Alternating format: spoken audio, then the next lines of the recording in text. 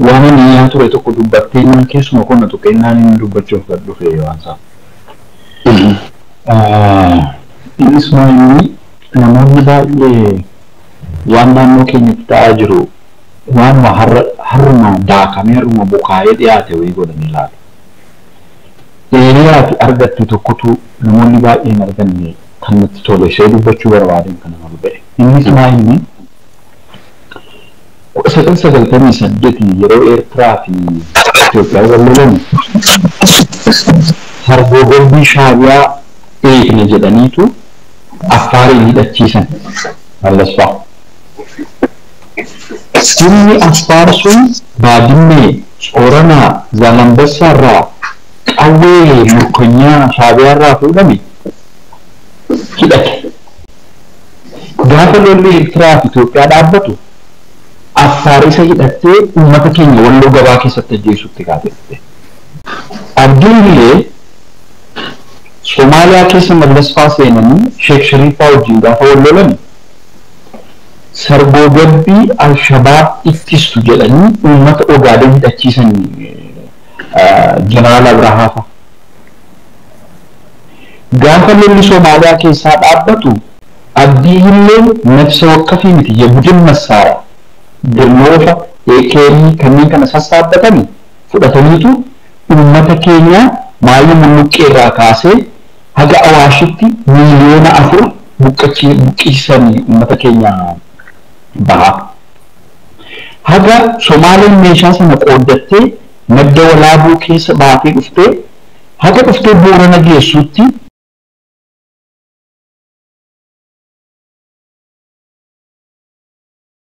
kaaste kun seenaa kana hojii wal qabata. Namoonni baay'een akka dhalataa naannoo sanaatti maal yeroo keessan qochisiifataa turanii maaliifidha Goojjamee dadhabanii jedhu. Kan nu lolaa jiru Goojjamee dhuftee qubatte miti eegamaa. Gaafa lolli Mawwaacoo atu akka itti siyaasaa dubbachuuf miti. Gaafa lolli Mawwaacoo jedhamu Mawwaacoo xoorinati. Gaafa Tigraay gaafa TPLF shimmiqquu dhiyaattee makkalaataanii Maqalee to'atu Oromiyaa keessa kan jirtu ilmaan Amaaraa ዘመቻ አገር የማዳን ዘመቻ የአማራ ሉዓላዊነትን የማዳን ዘመቻ ጀረኒቱ ወለገ ከሳ አባሳኒ ሀጠሳኒ ጆሌት ጥቆ ገንደት እርገተኒ ኦፊሳኒ ኤፍኤስአር ቁለቶኮ ወልጉረኒ ሞለዴኑ ኢሌሌ ማለው ቲቪ ፋኖኒ ተደራቢ አጥቂላ ወሆ መከላከያ ለለት ዱባ ደንቴ መጋዘን ጨስቴ ነው ሻሁለ ጋፋ ትግራይንቱ አተኒ ዴቢአን warri birmannaa lolaa dhuftan humni addaa naannoo Kibbaa, humni addaa naannoo Oromiyaa, humni addaa naannoo Dirreedawaa dhuftan biyya keessatti deebi'aa jedhaman. Gaafa deebi'an isaan warri naannoo Amaaraa fi warri naannoo Oromiyaa keessaa lola kana birmantii dhaqan. It's not only Wallagga. Gubbaa Baalee keessaa namoonni deeman jiru. namoonni jimmarraa deeman jiru hanga boongaaf miizaan tafariirraa namoonni kun hundi irratti deebi'u maal godhan gatta'aniitu silas kan wallollu kaabatti kan irratti wallollu immoo Oromiyaadha. Mootummaan kun mootummaa Itoophiyaati, mootummaa Oromooti. Kanaa booda deebinee kan rukkutuu qabnu Oromiyaadha waan ta'eef jedhanii karoora baafatanii gatta'anii boleessa kiyya. Wanni isaan godhaniin siif hima. Gatta'anii mari'ataniitu meeshaa fo'anii kan sameen iizii kifla xoorii 16 meeshaa miraabiirraa kan hiriiree ture kifla xoorii 16 meeshaa kana hundumaa makkalaaqaan biyya keessaa si dhaqe meeshaa qaba maal godhate isa Tigraay TDF irraa fuudhame magaazina cabe hundi isaa meeshaa guurrataniitu iddoo lamatti hiratan warra cinaantii faga'uu hin lollu Gondar keessattii fi faanniin Misraaq Goojjam fi Miraab Goojjam meeshaa sana hundumaa akka hidhatetti gaddeebi'ee dhufe. Gaafa dhufu maal godhe Wallagga gallaa achi jalqabnaa dura warri liyyuu haayilii keessaa ekspiriyaansii qaban nu wajjin haa dhaqani jedhanii namoota liyyuu haayilii tureetu aayidii isaa beekfatee humna sana wajjin Wallaggatti deebi'e maal godhan kellaatu jira Abbaar lolaa deemina makiinaan keenya akkan sakatta'an jedhanii FSR'n 11 sadaqan sanaan meeshaa xiqqoo godhanii FSR 8tti nama isaanii sadiitti immoo meeshaa qofaa godhatanii sharaatti hidhanii karra keellaa wajjin wal dubbisuu dhufanii hagamsa qubatan. Nu lolaa deemnaa meeshaa keenyas juntaatti rukkunnee dhufnee jedhaniitu isa dhufan iddoo lama adda baafatanii Haaroo lafa jedhamuu fi Alii lafa jedhamutti leenjii godhatan. Nama 100 eebbisiifatanii bakki takkaatti. The first phase. Erga achitti leenjifatanii booddee opereeshinii jalqabaa Haarootti godhan. Inni ati jette sun namni kun waasii hinaan gabaabsiin keessaa waa. Mootummaa fi sodaachisaadha jetti. Waan iyyaa ture iddoo ishee waan argatteef dhuka ishee argatteef hin duudha. Mootummaa fi sodaachisaadha. Kiiraniin gaafa rukkutamu liyyuu haayilii 48 du'e. Ijoolleen liyyuu haayilii kun yoo xiqqaatee rasaasa 120 boombii 2 muraasatti immoo girnaanfa tokkoo fi dishqaa tokko akka tiimiitti qabu. Dhaabbatanii loluu dadhaban. Ishee xixinnaa fi haasaan kun isin jechuudha. Milishaa gandaa fayyuma haasoftu miti jechuudha. Warri kun mootummaa hin sodaachisu. Amma guyyaa lamaan dura opereeshiniin erga mormii murame egaa mootummaan itti xiyyeeffate opereeshinii deemu riippaabilikaanidhaan kan ergaman the most trained kan biyyattiin qabdu jedhamee leenjifamanii Oromoo funyaanitti hidhaman isaantu dhaqe. Isaanuu sa'aatii 3 walakkaa wal lolamu jechuun irratti bira darbuuf 3 hours and a half. 3 hours and a half wal lolaniitu jarban isaan karaan itti cufanii. Har'a iddoo handhuura isaanii Haaroo Addis Alem sana opereeshinii gochuuf orienteeshinii irra jiru yeroo ammaa kana magaalaa Kiiramuutti. Sodaatanii jechuudha horii mootummaa. Diroonii erganii fuuteejii kaafataniitu opereeshinii godhaa. Kanaaf hundi kun sodaachisaadha. Maatiin kana kaasa Oromoon haa sodaatu utuu hin taane hagas cimaadha. Ati immoo sirrii cimtee argamuu qabdaa ka jedhu akka Oromoon qalbiitti fudhatu. Gama biraatiin natti kaastu tokko ishee kana dubbadhaa. Kan lolamaa jiru Oromoodha. Malee uummata Maccaaniti. Maaf ajjeefamu? Mormiti mootummaa hidhattoota mootummaa. Oromoo waan ta'aniif qofa. Layyitaa baloo liyyuu haayilannaa shamee handi masiinitti. Anamma wasiila kiyya dhabeera nama waggaa 87 siyaasa tokkoon beeku. Min ajjeesinaa otuu jedhanii warri wajjin qubatanii jiran warri gamaa dhufte balee baakkee kasiin yeroo qonjaa hin marratin hullummaan deeman jettee mataa keessa facaaste. Oromootu lolamaa jira. Uummanni Maccaa ganda isaanii hin jedhanii qubanitti qabaman yaadadhaa jettaa warra the gangsters bannaan jedhanii. Bara jalqaba namni miidhame yoo jiraate uummata keenya Oromiyaa bahaarraa na beebeettaa. Baalee bushaan isaan qabdeennaan beddellee qubachiisanii buunoo beddellee dabballeen lafarraa fudhannaan 2008 gumuzii fi lixa Oromiyaa gidduu qubatan. Gumuz 2018 cafattee warqeen itti haasofnaan dhufanii baay'ee wallaggaa iddoo amma Goojjamee fi Mormoree fi Baddaa gidduu qubatan. Lafa dhaqan hin qaban. Iddoo tokkotti namni 27 ajjeefame dheengadda Kiiramuutti magaalaa keessa taa'u. Keenyallee gosatti baqata. Kaan obboleettii isaa biratti Adaadaa biratti baqata. Bar alake afin re'ee yookiin immoo ribbii namaa kennite alake namaan kennitu. Ollaa keenyatti ijoollee biddenaatti namatti himtu ani argee deebi'uu jira. Alakiyya deebi'een simirraa fudhadhaa Oromoodha. Guddifadhaa itti ijoollee ishee kennitee haati ijoollee ishee kenniteetu deemaa jirti. Kaajjeefimuu jiru Oromoodha. Miilli kan qobarraa jalqabee dhaqee Gujii hin geenye. Baalee Arsii Annoolee Calanqoo hin geenye. Jalqaba boobanaa cabse hawataan deeme. Oromiyaatu cabuu fi jallaatu raafamaa jira. Booddee biraa deeme. Kanaaf waan akka waan xiqqootti ilaaluu hin feesisu Oromoon bu'aa jira. Kanaaf waan nama qabnu duutii Oromoo Marroo Diriiraa caalaa, Jawaar Mohaammed caalaa, Daawud Ibsaa caalaa, Mararaa Guddinaa caalaa, Abaawoo caalaa, Kaafaawoo caalaa, abbaa fedhe caala duutii Oromoo. Siyaasaa keenya dhiisnee, parsanaalii hidoo keenya dhiisnee duutii Oromoo, duutii haadha Oromoo tokko keenyatti dhaga'amuu qaba. Kanaaf walajjiin kufne quba walitti qabuu dhiisnee kottaa falafinnee wal wajjin kaana jechuutu nu feesisa. Uummanni sun beelee rakkatu jira. Kanaaf walitti dhufnee humna keenya kana itti agarsiisuu nu feesisa. Kanuma jechuu barbaadeen waan sila yaadaa ture waan kaasteef himuu beeku waliin galateeffamu lubbuu jirutti ta'anii geenya haasa'uu walarrabsuu irra maaliifas akka namaatti gaggeessee sitti dhagahamee waanuma kan akka nama fuula baafatu. Inni kaan hin beeku odeessa iyyuu qabuu beeki. Shanee keessa jiraatu namni lolamaas hin jedhaa beeku. Lakki Oromootu lolamaa jira. Barbaadu shanee ta'e mootummaas ta'e ka ta'uu jiru Oromoo taatee jirta. Ani suuraa si arguu nan danda'a. Guttiin keessatti manni isaanii as jira. Manni Tigirees jira. Manni Oromoo as jira. Mana Tigirees mana Oromoo sana gubaniitu mana isaanii dhiisanii gidduutti barbaadu. Kan odeessa kennuufi siksa gaazexee warra gidduu galee taa'u warra odeessa qabutu kennaaf. Haqa kanatti Oromoo waan ta'aniif qofaa dhabee kan ajjeefamuu jiran. Kanaaf nus kutamni oduu qofatu hin taane akkuma re'ee bookkisootu hin taane akka booyyeettisuutuma jennee waan hojjennu cimmuu hojjechuu qabna. Ati immoo uummata kanaaf sagalee ta'uu kee galatoomii. Haa ta'u uumaa tokko jechuun namatti ulfaataa garuu jalqabarraa kaasee nagaanis maalis hin qaqqaba. Naftanyaan kaleessas jaallatti jibbite kaleessas diina Oromooti har'as diina Oromooti boris diina Oromooti jedhe Hacaaluun.